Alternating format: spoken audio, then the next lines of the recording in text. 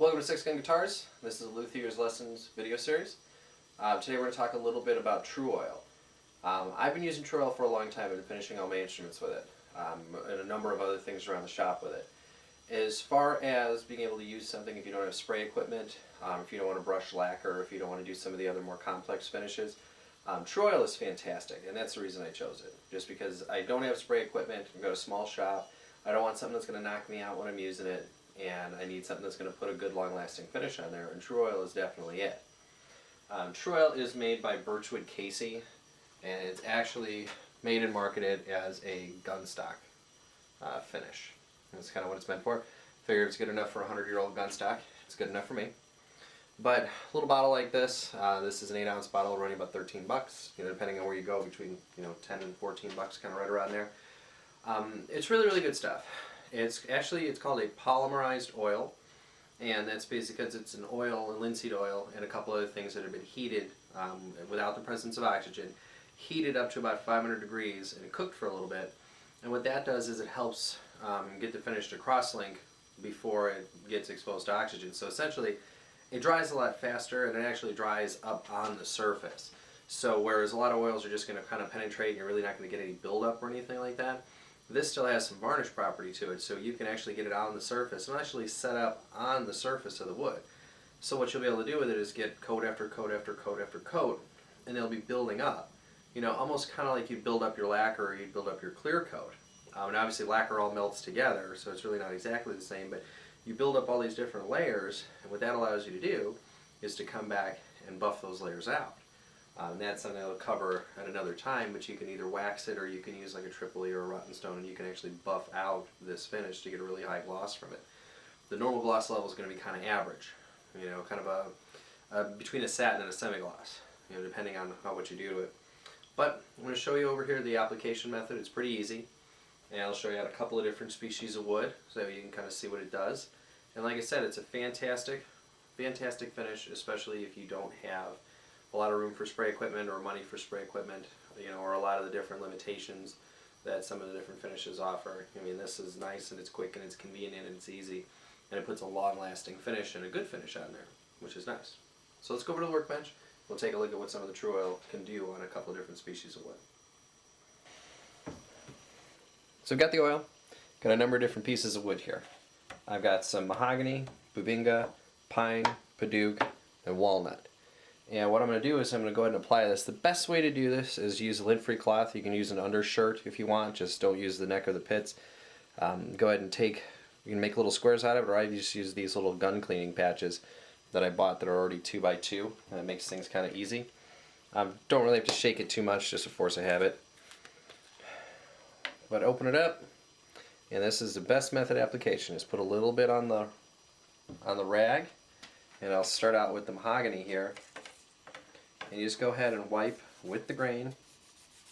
Actually, it really doesn't matter which direction you wipe in the beginning, but let's go ahead and get it on the surface. And you can see there's a marked difference between the finished and the unfinished area. It has a nice sheen to it, really nice glitter as kind of it goes across. It really brings out the grain, whereas you don't really normally see that until you have it on there. So do the same thing with the bubinga. These are just offcuts from guitar backs and sides. Now bubinga takes it a little different. You have to get a couple of coats on there for it to really pop, but it does bring a nice look to it. Pine's not going to be as pronounced, and I'm using the same rag. It is transferring color pigment, but it's okay. It's not a final finish that I'm working for, but I'm just transferring a little bit. A little bit of a difference on pine, not very much. The padauk is going to be a pretty big difference. I'm actually going to turn that around. There's a cut on it. The padauk by itself, and then the padauk once you get it on there.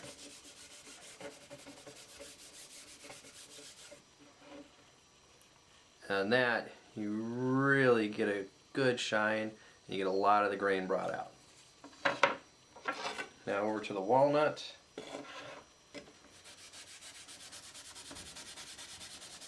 And I should have enough left here just to kind of demonstrate.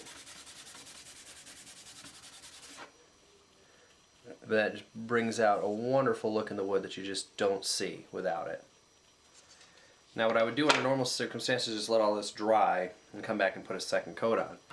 I have a piece that I coated about a week ago that already has, you can see it has a little bit of shimmer to it from the coated Tru-Oil. So what I could do now is come back, put another coat on it, nice and thin.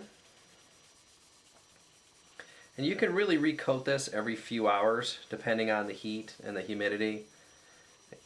And I recommend in the summertime in Arizona, I'll coat this thing every 2 hours because it's drying in the garage and it's sucker's bone dry in a couple hours. But there's the look on that. Now the back of it is kind of dulled out, but I can get a little bit more oil on it and kind of bring that up too. The top of this just looks fantastic. And it's really shiny because it's wet, but after a bunch of coats and a little polishing, it'll stay that way. But yeah, like I said, in Arizona, that's where I'm at. It's really hot out in the summertime, so I can recoat about every 2 hours or less sometimes. And the nice thing about doing that is you get your finish coats, you get it done really fast. You're coated every 2 hours, you can do 6 coats in a day. You got a really nice thick film built up on there, and then you can come back, cut it back with a little steel wool, do a final coat and a polish, and you'll be all set. Now it's the winter time in Arizona, so I'm coating about every 4 hours because it's taking that long to dry. You just want it to be dry to the touch. You don't want to feel any stickiness or anything like that. And then you'll be able to recoat it. What I like to do, I'll do a wash coat, just one coat, and I'll give it 24 hours, let it really, kind of dry out really well. Then I'll come back and do my coats every 2 hours or every 4 hours, just depending on, what the season is. And then I'll cut it all back with steel wool, just kind of rough it all up really good. And then I'll do one more coat that's just very, very, very fine. And with that coat, almost like you're not putting anything on at all. Just that one last final really, really shiny coat. And it'll actually dry pretty shiny, so you don't have to do too much to it after that. But again, that's Birchwood Casey's Tru-Oil. A great, great alternative for shops that don't have the ability to spray, but shops that still want to get a really good finish that's not going to yellow over time. It's going to actually build up on the surface so you can buff gloss. Just a really, really phenomenal product.